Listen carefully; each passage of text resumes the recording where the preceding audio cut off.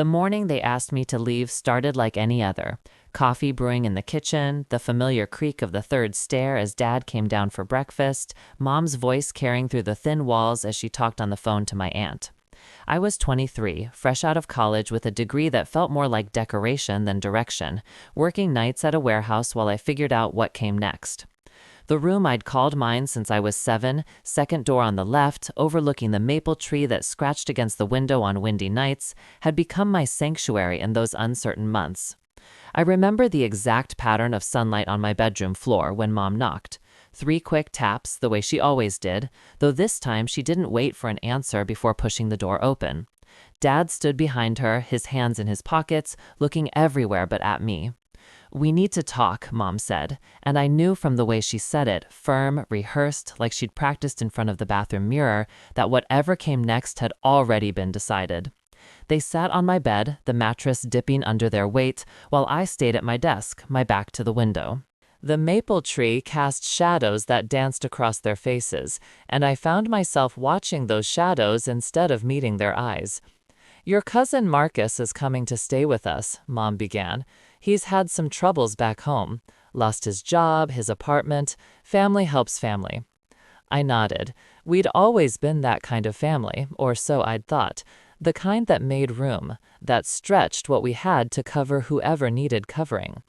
"He'll need a room," Dad said, finally speaking, his voice gravelly like he'd been holding the words in his throat too long. "Okay," I said slowly. "For how long?" They exchanged a look, that married couple telepathy that excluded everyone else. "Indefinitely," Mom said, "and we think it should be this room." The words hung in the air between us like dust motes in the sunlight. I could see them, almost touch them, these words that would change everything. "My room?" I asked, though it wasn't really a question, more like an echo, bouncing back what I couldn't quite believe I'd heard. "You're an adult now," Mom said, her voice taking on that edge it got when she'd made up her mind about something. "Marcus needs stability. You can take the basement, or, I prompted when she trailed off. "Or you can find your own place," Dad finished, "if you're not willing to help family." The silence that followed was the loudest thing I'd ever heard. It filled the room, pressed against the walls, made the air thick and hard to breathe. Outside, a car drove by, its music thumping briefly before fading, and I wondered what song it was, what the driver was thinking about, whether their parents had ever looked at them the way mine were looking at me now, like I was a problem to be solved rather than a daughter to be loved. "You want me to give up my room?" I said it slowly, making sure I understood, making sure they heard themselves. "Don't be dramatic," Mom sighed. "The basement is perfectly fine. We'll move your things down there." I thought about the basement, damp, windowless, the ceiling so low I'd have to duck near the water heater. I thought about Marcus, my cousin who'd crashed on our couch 3 Thanksgivings ago and eaten all the pie before dinner, who'd borrowed $50 from me when I was 19 and working minimum wage, who'd never paid it back or mentioned it again. "And if I don't want the basement?" I asked. "Then you're choosing to be selfish," Mom said, standing up. "We raised you better than that." The funny thing about being raised better is that sometimes it means knowing when you're worth more than what's being offered. I looked at my parents, at Mom's crossed arms and Dad's averted eyes, and realized this wasn't really about Marcus at all. This was about me still being here, still needing them, still taking up space in a house they'd decided I'd outgrown. "I need some time to think," I said. "Marcus arrives next week," Dad said, finally looking at me. "We need an answer by tomorrow." They left my room together, closing the door behind them with a soft click that somehow sounded final. I sat there for a long time, watching the shadows change on the floor, listening to the sounds of the house I'd grown up in. The hum of the refrigerator, the settling of old wood, the muffled television from downstairs. Everything familiar, everything mine, but not mine, never really mine. That night, I couldn't sleep. I lay in my bed, in my room, staring at the ceiling I'd stuck glow-in-the-dark stars on when I was 9. Most of them had fallen off over the years, but a few still clung on, their pale green glow barely visible. I thought about all the nights I'd stared at those stars, dreaming about the future, never imagining it would look like this. The next morning came too soon and not soon enough. I found my parents in the kitchen, having breakfast like it was any other day. Mom had made eggs, Dad was reading news on his tablet. They looked up when I walked in, expectant. "I won't give up my room," I said, "and I won't move to the basement." Mom set down her coffee cup hard enough that it sloshed. "Then you know what that means." "I do," I said. "I'll start packing." I'd expected anger, maybe, or disappointment. What I got was relief. I saw it flash across Mom's face before she could hide it. They'd wanted this outcome. They'd been counting on my pride, on me choosing to leave rather than be diminished. It was a game where they'd rigged the rules, and winning meant losing everything. "You have until the weekend," Dad said, not looking up from his tablet. 4 days. 4 days to pack up 23 years of life, to figure out where to go, how to leave, how to be someone who'd been asked to leave. I went back to my room and sat on the floor, my back against the door. Through the thin walls, I could hear Mom on the phone again, probably with my aunt, probably already spinning the story, how I'd chosen to leave, how I was being difficult, how kids these days don't understand sacrifice. The packing was harder than I'd thought it would be. Not the physical act of it. I didn't have much, really. Some clothes, books, a laptop that wheezed when it started up, a few boxes of things I couldn't quite throw away but couldn't quite justify keeping. The hard part was deciding what to take from a life I was being asked to leave behind. I found things I'd forgotten about, a trophy from middle school track, though I'd only run that one season before my asthma got too bad, birthday cards from grandparents who died before I really knew them, pictures from high school, faces of friends I hadn't talked to in years, all of us smiling like we knew something about the future that turned out not to be true. On the third day, while my parents were at work, I sat in every room of the house, trying to memorize it. The kitchen, where Mom had taught me to make soup, adding salt little by little until it tasted like comfort. The living room, where we'd watched movies on Friday nights, before I got too old and they got too busy. The backyard, where Dad had pushed me on a swing he'd hung from the oak tree, higher and higher until I felt like I could fly. I wondered if they'd think about me in these spaces, if Mom would remember teaching me to braid my hair in the bathroom mirror, or if Dad would remember helping me with algebra at the dining room table, both of us frustrated but trying. Or if my absence would just be a relief, more space, less noise, one less person to worry about. I found a place to stay through a coworker at the warehouse. Her sister had a studio apartment above a dry cleaner's, $500 a month, cash only, no questions asked. It smelled like cleaning chemicals and was so small I could touch both walls if I stretched out my arms, but it had a window that faced east and caught the morning sun, and the lock worked, and it was mine in a way my childhood room had apparently never been. My last night in my parents' house, I had dinner with them. Mom made spaghetti, my favorite when I was little, though she'd forgotten I didn't eat meat anymore and had to pick around the meatballs. We ate in relative silence, just the sound of forks against plates, ice clinking in glasses. "Marcus is grateful," Mom said finally, "for the room." "Good," I said, and meant it. Someone should be grateful for something. "You don't have to do this," Dad said suddenly, the first time he'd really acknowledged what was happening. "The basement is not my room," I finished, "and if I'm going to not have my room, I might as well not have it somewhere else." They didn't argue further. Maybe they recognized the logic, or maybe they were just relieved I wasn't making a scene. I helped clear the table, loaded the dishwasher one last time, dried the pots Mom washed. Added normal things, routine things, things that would keep happening after I left but without me. That night, in my room for the last time, I didn't sleep. I sat by the window, watching the maple tree move in the wind, its leaves whispering secrets I'd never learned to understand. At dawn, I loaded my boxes into my car, a beaten Honda that coughed when it started, but had never actually died on me. My parents stood in the doorway, Mom in her robe, Dad in his weekend sweatpants. "Drive safe," Mom said. "Call if you need anything," Dad added, though we all knew I wouldn't. I wanted to say something meaningful, something that would capture the weight of the moment, how you can love people and leave them, how you can be grateful and angry at the same time, how growing up sometimes means growing away.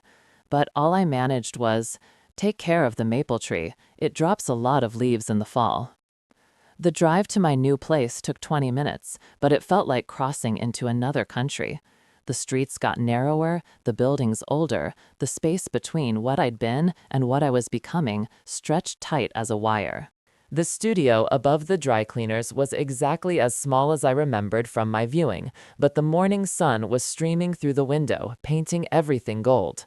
I set my boxes down and stood in the middle of my new space. Mine, even if it was rented, even if it was temporary, even if it smelled like perchloroethylene. The first weeks were hard in ways I hadn't expected. Not the being alone. I'd been alone in a house full of people for longer than I'd realized. The hard part was the practical stuff.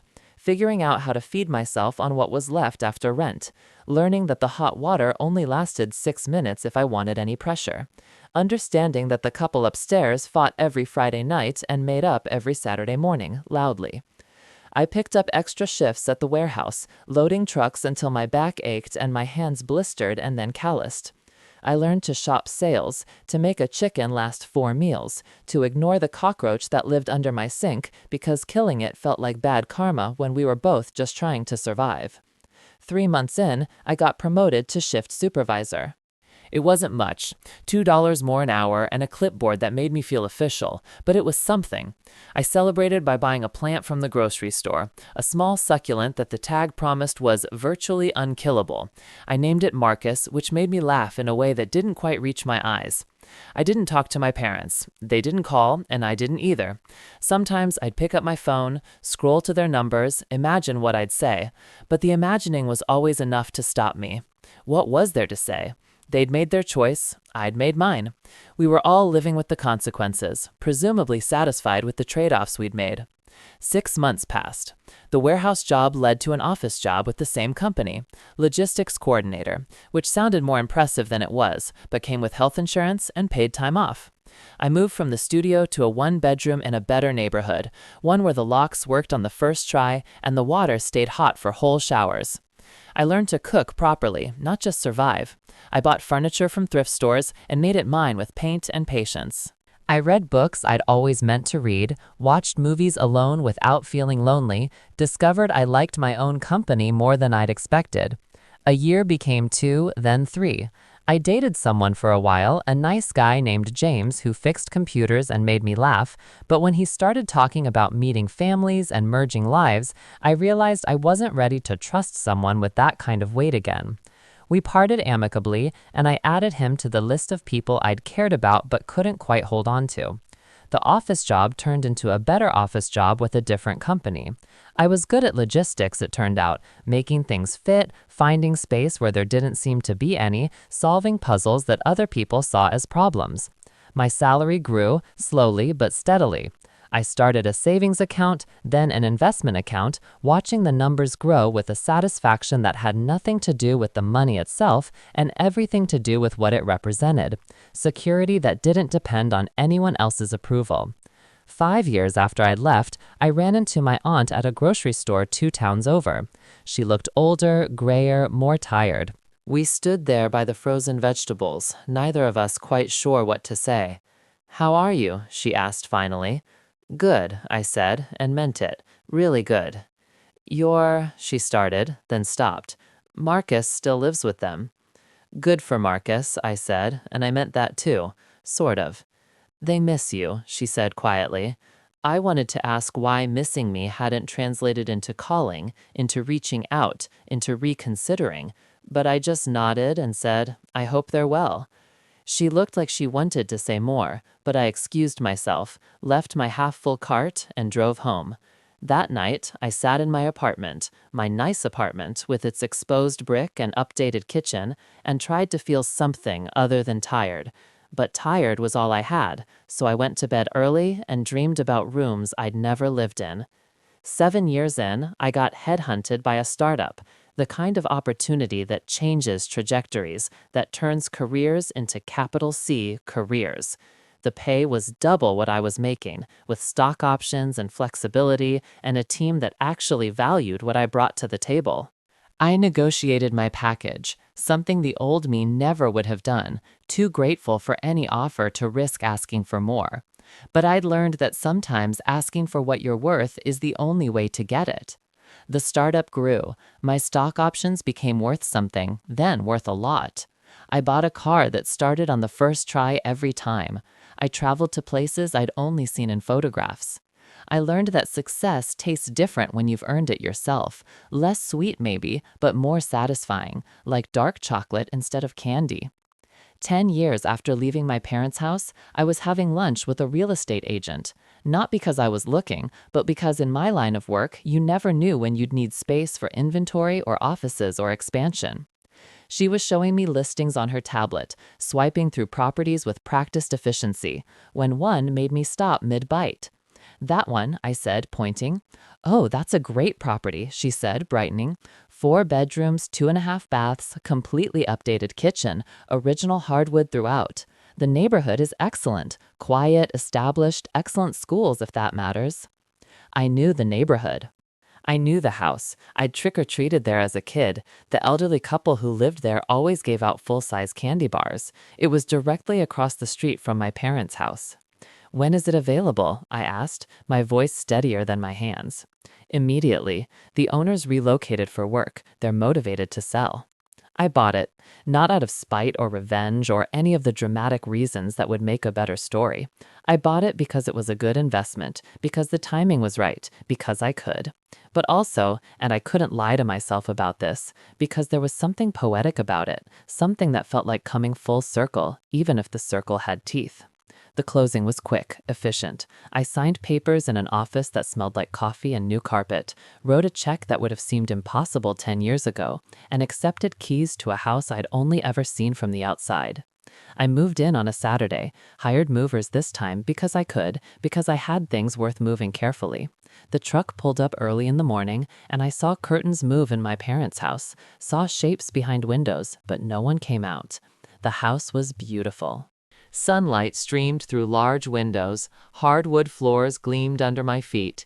The kitchen had a gas stove and a window that looked out onto a backyard where someone had planted roses. I walked through each room slowly, running my hands along walls, testing light switches, opening closets that had more space than I had things to fill them with. The second bedroom upstairs faced the street.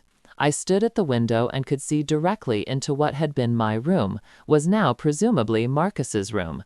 The maple tree had grown, its branches reaching toward my new window like it was trying to bridge the gap between then and now.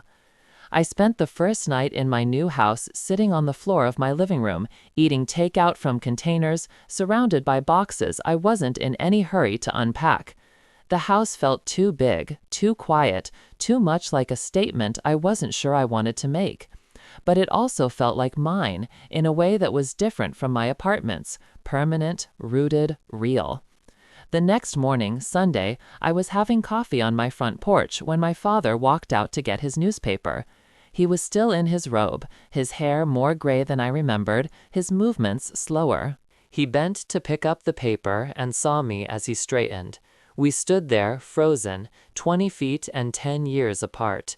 He raised his hand in what might have been a wave or might have been nothing, just an old man's hand moving through space. I raised mine back, the same uncertain gesture, the same weight of what to do with distance that's both chosen and imposed. He went back inside. I stayed on the porch, watching the street wake up, joggers passing, dogs being walked, ordinary Sunday things happening in ordinary ways. The sun climbed higher, warming my face, and I closed my eyes and tried to feel victorious.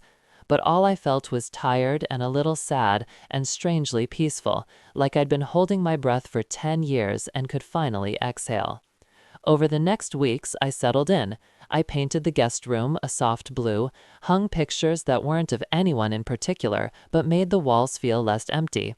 I planted herbs in the backyard, bought furniture that wasn't from thrift stores, learned the particular sounds of this house, how the stairs creaked on the 3rd and 7th steps, how the windows rattled when the wind came from the north. I saw my parents often, the way you see neighbors, getting mail, leaving for work, returning with groceries. We developed an unspoken choreography of avoidance. If they were in their front yard, I used my back door. If I was washing my car, they stayed inside. We became experts at existing in the same space without acknowledging each other, like planets in parallel orbits. The neighbors noticed, of course. Mrs. Chen from 2 houses down stopped by with cookies and questions barely disguised as welcome wagon chattiness. "You must know the Hartmans across the street," she said, gesturing with her coffee cup. That was my family's name, the name that used to be mine before I started introducing myself by my first name only, like a pop star or someone in witness protection. "We've met," I said, which was true in every way that mattered. "Such a nice family," she continued, fishing. "Their son Marcus is so helpful, always offering to carry my groceries." "That's nice," I said, and meant it. Maybe Marcus had grown up. Maybe living in my room had given him whatever stability he'd needed. Maybe my leaving had been good for everyone in the end. 3 months into living there, on a Thursday that felt like any other Thursday, I came home from work to find my mother standing on my porch. She looked older, smaller, more fragile than the woman who'd sat on my bed and told me to choose between the basement and the door. "Hi," she said when I reached the steps. "Hi," I said back. We stood there, neither of us quite sure what came next. The afternoon sun was behind her, turning her hair into a silver halo, and for a moment I saw her not as my mother, but as a woman who'd made choices she thought were right, who'd lived with those choices, who was standing on her daughter's porch, trying to figure out what to say. "Your house is nice," she said finally. "Mrs. Chen says you've done wonderful things with the garden." "Thanks," I said. "Would you like to come in?" She looked surprised, then uncertain, then something that might have been hopeful. "If that's okay." I unlocked the door, led her inside. She moved through my space carefully, like she was afraid of disturbing something, of leaving traces. I made tea, the same brand she'd always bought, a habit I hadn't realized I'd kept, and we sat at my kitchen table, the one I'd bought new, not inherited or found, but chosen. "I didn't know," she said after a long silence, "that you were doing so well." "You didn't ask," I replied, not unkindly, just truthfully. She nodded, sipped her tea. "Marcus left 6 months ago, met a girl online, moved to Phoenix." "Oh," I said, because what else was there to say? "Your room is empty now," she continued. "We turned it into Dad's office, but he never uses it, says it feels wrong." I thought about that room, about the maple tree, about the glow-in-the-dark stars that were probably still there, faint but persistent. "I'm not coming back," I said gently. "You know that, right?" "I know," she said. "I didn't come to ask you to. I wanted to see you, to see this." She gestured vaguely at my house, my life, the distance between us that was more than just the width of a street. "Why did you really want me to leave?" I asked, the question I'd carried for 3 years finally finding voice. She was quiet for so long I thought she wouldn't answer. "Then, you reminded us of ourselves at that age, lost, drifting, taking up space we weren't sure we deserved. We thought if we pushed you out, you'd have to fly. We didn't think you'd fly so far." "Or so high," I added, and she smiled sadly. "Or so high," she agreed. We finished our tea in silence that was almost comfortable. When she left, I walked her to the door, and we stood on my porch looking across at the house where I'd grown up, where she still lived, where the space between us had been defined by walls and doors and choices we couldn't take back. "I'm proud of you," she said quietly. "We both are.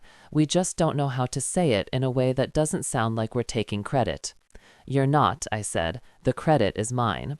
She nodded, walked down my steps, across my yard, across the street. At her own door, she turned and waved, a real wave this time, purposeful and clear. I waved back, then went inside and sat in my living room, in my house, in the life I'd built from the pieces of one that had broken. That was a year ago. Since then, we've developed a new rhythm, not reconciliation exactly, but recognition. We wave when we see each other. Dad helped me when a storm knocked down part of my fence, and I didn't refuse the help. I sent them a card at Christmas, nothing personal, just acknowledgement that holidays exist, and so do we. Sometimes I wonder what would have happened if I'd taken the basement, if I'd swallowed my pride and stayed. Whether Marcus would still be there, whether I'd still be loading trucks at the warehouse, whether the resentment would have calcified into something permanent and poisonous. But wondering about alternative histories is a luxury I earned by living this one. The other day, I was pruning the roses in my backyard when I heard voices from across the street. My parents were having a barbecue, the kind they used to have when I was young. Family and friends, laughter carrying on the evening air. I could smell hamburgers and hear the clink of bottles, the splash of kids in an inflatable pool. For a moment, I felt it, the pull of what we used to be, the family that made room for everyone, that stretched to cover whoever needed covering. But the moment passed, as moments do, and I went back to my roses, my garden, my home. That night, I sat on my back deck with a glass of wine, watching fireflies rise from the grass like tiny celebrations. My phone buzzed with work emails I'd answer tomorrow, with messages from friends I'd made in my new life, with notifications from a world I'd built for myself, brick by brick, choice by choice. I thought about rooms and who deserves them, about the difference between being given space and taking it, about how sometimes the best gift your parents can give you is the chance to discover you never needed their gifts at all. The maple tree, the one outside what used to be my window, is visible from my deck if I know where to look. It's taller now, fuller, its branches reaching in all directions like it's trying to embrace the whole sky. Sometimes I wonder if it remembers me, the girl who used to watch it from the other side of the glass, who thought her whole world was contained in that one room. But trees don't remember, and neither do rooms. Only people do that, carry the weight of what was, the possibility of what if, the reality of what is. And what is, for me, is this: a house I bought with my own money, a garden I tend with my own hands, a life I built from the foundation up after the ground beneath me gave way. I still work in logistics, though now I run the department. I still live alone, though by choice rather than circumstance. I still see my parents, though as neighbors rather than family. It's a strange arithmetic, how subtraction can sometimes feel like addition, how losing can look so much like winning that you forget there was ever a game. Last week, a young couple moved in next door to my parents. They have a baby and a toddler, and that glazed look of new parents overwhelmed by how much space such small humans can take up. I watched from my window as my mother went over with a casserole, the same way she used to do when I was young, when we were the kind of family that helped. I thought about going over too, introducing myself, maybe offering to babysit sometime. But then I remembered that I'm not part of that family anymore, not part of that tradition of easy generosity and assumed welcome. I'm the neighbor across the street, the one who waves but doesn't stop to chat, who keeps her lawn neat but her distance neater. It's been 4 years now since I bought this house, 4 years of watching my parents age from a distance, of seeing Marcus come and go for holidays, of maintaining a border that's both geographical and emotional. 4 years of birthdays uncelebrated, of Thanksgivings spent with friends or alone, of Christmases where the only acknowledgement is a card with no return address needed because we all know where everyone lives. Sometimes I think about selling, moving somewhere where the past isn't visible from my front window. But then I remember that first night in the studio above the dry cleaners, how freedom smelled like chemicals and tasted like fear and felt like the most honest thing I'd ever done. This house isn't about them anymore. It's about me, about proof that exile can become exodus, that being pushed out can become breaking free. I've started dating again, tentatively. A nice woman named Sarah who makes me laugh and doesn't ask too many questions about why I don't talk about my family. She came over for dinner last week, and we sat on my front porch afterward, watching the sunset behind the houses. My father was mowing his lawn, the steady back-and-forth meditation of suburban maintenance. "Is that your dad?" Sarah asked, noticing my attention. "No," I said. "Then, yes, sort of. It's complicated." "Most important things are," she said, and took my hand. We sat there as the light faded, as my father finished his mowing and went inside, as lights came on in windows up and down the street. My parents' house glowed with the warm light of a home that still functioned, still held people, still meant something to someone. My house glowed too, differently but not less, the light of a home that was chosen, fought for, earned. I'm 36 now, the age my parents were when they had me, when they thought they knew what family meant, what love required, what sacrifice looked like. I understand them better now, even if I can't forgive them entirely. They were just people, trying to make space in a world that never seems to have enough of it, choosing what they thought was practical over what might have been kind. The maple tree lost a large branch in a storm last month. I watched from my window as Dad cut it up with a chainsaw he was clearly not comfortable using, Mom hovering nearby with a worried expression. Part of me wanted to go help. I'd bought my own chainsaw for my trees, learned to use it properly, safely. But helping would mean crossing more than just the street, and some distances are meant to be maintained. Instead, I hired a tree service to check all my trees, to make sure they were healthy, stable, unlikely to fall in the next storm. The arborist was a chatty daddy who told me more about trees than I ever needed to know, how their root systems can extend far beyond their visible canopy, how trees and forests share nutrients through underground networks, how sometimes a tree will die standing and remain upright for years, a ghost of what it was, still taking up space but no longer alive. But these are all healthy, he assured me, patting the trunk of my largest oak. Good roots, strong structure, these'll outlast us all. After he left, I thought about roots and structures, about what we inherit and what we build, about the difference between being planted and planting yourself. My parents gave me roots, whether I wanted them or not, a name, a history, a way of being in the world that I've spent years both running from and running toward. But the structure, the visible part that reaches toward the sky, that's mine.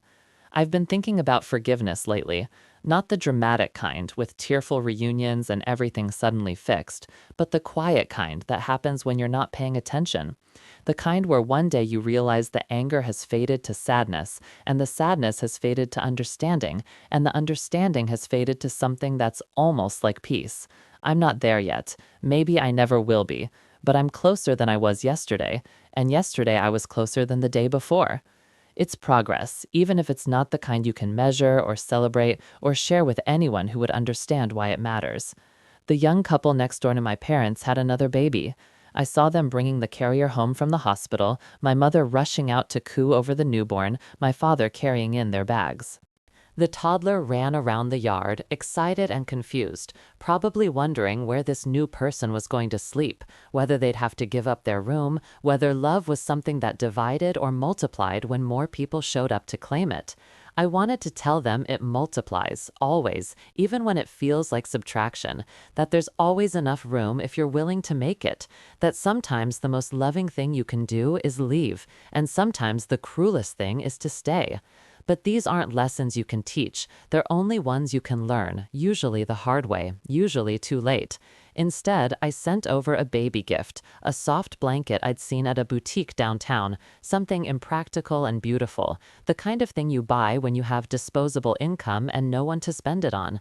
I left it on their porch with a card that just said congratulations and my house number in case they ever needed anything. The mother knocked on my door the next day to thank me. She looked tired but happy, the particular glow of someone running on hormones and hope. "You're the neighbor across from the Hartmans, right?" she asked. "I am," I said, which was true and complete and nothing that needed explaining. "They're so wonderful," she gushed. "They've been so helpful, like surrogate grandparents. We're so lucky to have them nearby." "That's nice," I said, and meant it. They were good at being grandparents to other people's children, at loving with a little distance, at being needed in measured doses. "Do you have any kids?" she asked. "No," I said, "just me." "Well, if you ever need to borrow some noise and chaos, you know where to find us," she laughed. And I laughed too, and it felt easy and normal, and like something I might actually do someday. After she left, I stood in my doorway for a moment, looking out at this street I'd grown up on, left, and returned to. Nothing had changed, really. Same houses, same trees, minus a branch, same rhythm of suburban life. But everything had changed too, in ways that were invisible from the outside, but fundamental from within. I thought about my old room, now my father's office that he never uses. I wondered if he thought about me when he walked past it, if the emptiness felt like presence or absence, if he ever stood at the window and looked across at my house and wondered what would have happened if they'd made room instead of making me choose. But wondering is a luxury for people with time to waste, and I had a life to live. I went back inside, to my house, my space, my hard-won peace. That evening, I cooked dinner for one, something elaborate that I'd never have attempted in the studio above the dry cleaners, something that required counter space and time and the confidence that comes from knowing you deserve good things, even if you're the only one providing them. As I ate, I thought about that morning 10 years ago when my parents told me to give up my room. How it had felt like the world ending, like being erased, like discovering that love was conditional and I hadn't met the conditions. I thought about how wrong I'd been. It wasn't the world ending, it was the world beginning, the real world where you make your own space, set your own terms, build your own home from the inside out. There's a quote I read somewhere: living well is the best revenge. But that's not quite right. Living well isn't revenge at all. It's more like proof. Proof that you were always capable of more than they thought, more than you thought. Proof that sometimes the best thing someone can do for you is underestimate you so profoundly that you have no choice but to prove them wrong. My life is good now. Not perfect, not without its lonely Sunday mornings or its 3 a.m. moments of doubt, but good in a way that's solid and real and entirely mine. I have work I'm proud of, friends who know my value, a house that's becoming a home, one chosen detail at a time. I have Sarah, maybe, if I can learn to trust someone with the sharp edges of my history. I have myself, most importantly, someone I've learned to like, to respect, to make room for. Sometimes on quiet evenings, I sit on my porch and watch my parents' house like it's a television show about people I used to know. They seem happy enough. Dad puttering in the garage, Mom tending her flowers, both of them moving through their routines with the ease of long practice. Sometimes they have people over, and I hear laughter, music, the sounds of a family that still functions, just without me. And that's okay. We're all where we're supposed to be, maybe. They're in the house where they raised a daughter they couldn't quite make space for. I'm in the house where I learned to make space for myself.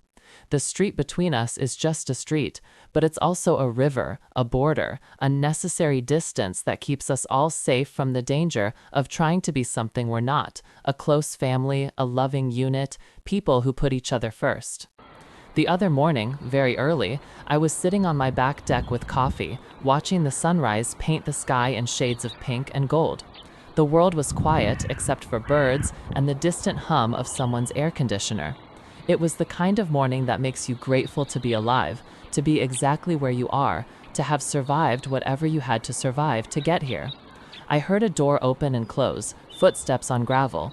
When I looked, my mother was in her backyard, also with coffee, also watching the sunrise. We couldn't see each other, too many fences and trees between us, but I knew she was there, and maybe she knew I was there too. Two women related by blood and separated by choice, greeting the same sun from our respective territories. I raised my cup in a silent toast to her, to them, to the family we used to be and the people we've become, to rooms given up and rooms gained, to the basement I didn't take and the house I did, to Marcus, wherever he is, hopefully happy in Phoenix with his online girlfriend, his life made possible by my absence. To all of us, really, living our parallel lives on this ordinary street, pretending we don't know each other when we know each other in ways that can never be unknown. We're strangers who share DNA, neighbors who share history, people who loved each other once and might still, in the complicated way you love people who broke you, and, in breaking you, freed you to become who you were always meant to be. The sun climbed higher, warming my face, and I closed my eyes and let myself feel it all. The grief and the gratitude, the loss and the liberation, the weight of what was and the lightness of what is. It's a lot to carry, this story, this history, this carefully maintained distance between my house and theirs. But I'm strong enough to carry it now. I built that strength myself, one choice at a time, one day at a time, one room at a time. When I opened my eyes, the sunrise was complete, the day begun. I had emails to answer, a life to live, a future to build on the foundation of a past I couldn't change but didn't have to repeat. I went inside, rinsed my cup, got ready for work. Normal things, routine things, the things that make up a life that's nothing special except that it's mine. As I backed out of my driveway, I saw my father at his mailbox. He looked up, caught my eye, nodded. I nodded back. Then I drove away, to my job, my day, my life that started with exile and led, by a strange and winding road, to this, a different kind of homecoming, one where I owned the house, but nobody owned me. That's the thing about space. It's not really about square footage or bedrooms or who sleeps where. It's about having room to breathe, to grow, to become. My parents thought they were taking my room, but all they really did was give me the world. The whole wide world, where I could be anyone, do anything, create any kind of life I could imagine. And I imagined this one, successful and solitary, comfortable and complicated, built on the ashes of a family that chose logistics over love. It's not the life they planned for me, not the life I planned for myself, but it's the life I have, and I've learned to love it the way you learn to love anything you've paid for in full, with gratitude for what it cost and what it gave you in return.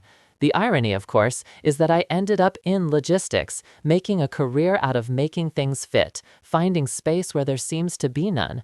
Every day I solve the problems my parents couldn't, how to accommodate everything, how to make room without making anyone feel like they don't belong. It's like I'm proving over and over that it could have been different, that there were solutions they didn't see or didn't want to see. But that's my job, not my life. My life is what happens when I leave the office, when I drive home to my house across from theirs, when I water my garden and cook my dinner and exist in space that's uncontested and unconditional. My life is Sarah laughing at my bad jokes, friends gathering in my backyard, the satisfaction of a mortgage payment that's mine alone to make. My life is also the absence of things, family dinners, shared holidays, the easy intimacy of people who've known you forever and love you anyway. But absence isn't always loss. Sometimes it's freedom. Sometimes it's the space you need to discover who you are when you're not trying to be who they need you to be. I think about forgiveness more and more these days, not because they've asked for it. They haven't, and probably never will. They don't think they did anything wrong. They made a practical decision, chose the greatest good for the greatest number, sacrificed one for the comfort of many. It's defensible, reasonable, the kind of choice people make every day in ways small and large. But I think about forgiving them anyway, not for their sake, but for mine. Forgiveness as liberation, as laying down a weight I'm tired of carrying, as closing a door so I can open others. I'm not there yet, but I can see it from here. A future where this story is just a story, not a wound, not a weapon, not the defining moment of my life, but just one moment among many. Until then, I live my life on my side of the street, and they live theirs on their side, and we wave when we can't avoid each other, and we don't when we can. The neighbors probably have theories about us, stories they tell themselves about the woman who lives alone across from her parents and never goes over for dinner. Let them wonder. The truth is both simpler and more complicated than anything they could imagine. The truth is that sometimes families break, and sometimes they heal, and sometimes they just endure in a state of careful distance, like magnets turned the wrong way, forever pushing apart with exactly the same force that once pulled them together. The truth is that I bought the house across from theirs, not out of spite, but out of a need to prove something I'm not sure I can name. That I survived, that I thrived, that I took the nothing they left me with and turned it into something. The truth is also that late at night, when the street is quiet and the lights are off, I sometimes stand at my window and look at the house where I grew up, and I feel something that might be longing or might be relief or might be both. I think about the girl I was, sleeping in that room with the maple tree and the glow-in-the-dark stars, dreaming of a future that looked nothing like this. I want to tell her it's okay, that she'll be okay, that losing her room will feel like losing everything, but will actually be the beginning of gaining more than she ever imagined possible. I want to tell her that her parents will break her heart, but not her spirit, that she's stronger than she knows, that the basement isn't the only alternative to leaving. But she wouldn't believe me anyway. She has to live it to learn it, has to leave to understand that sometimes staying is the real abandonment of self, of possibility, of the chance to be more than what other people need you to be. So I let her sleep. That girl in that room that isn't hers anymore, hasn't been hers for a decade, was maybe never really hers at all. And I go to my own bed, in my own room, in my own house, where no one can tell me to leave because the only person with that power is me. The sunrise will come again tomorrow, and my mother and I will drink our coffee in our separate spaces, and my father will get his newspaper, and the young family next door will manage their chaos, and Mrs. Chen will walk her small yapping dog, and life will go on the way life does. Ordinary and extraordinary, painful and beautiful, exactly what you make of it. And what I've made of it is this: a good job, a nice house, a small but solid life built on the foundation of a family that asked me to choose between my dignity and my room. I chose dignity, and it led me here, to a place where I don't have to choose anymore, where there's room for everything I am and everything I'm becoming. They took my room, thinking they took my world, but all they really gave me was space to build my own. The maple tree still stands, taller now, scarred where the branch fell, but still reaching toward the sky. I planted my own maple in my backyard last month, a young one, slim and full of potential. In 10 years, 20, it will shade my deck, drop leaves I'll have to rake, become part of the story of this house, this life, this person I've become. I like to think that someday someone will look at it and feel safe, feel home, feel like they belong exactly where they are. Even if that someone is just me, that's enough, more than enough. It's everything.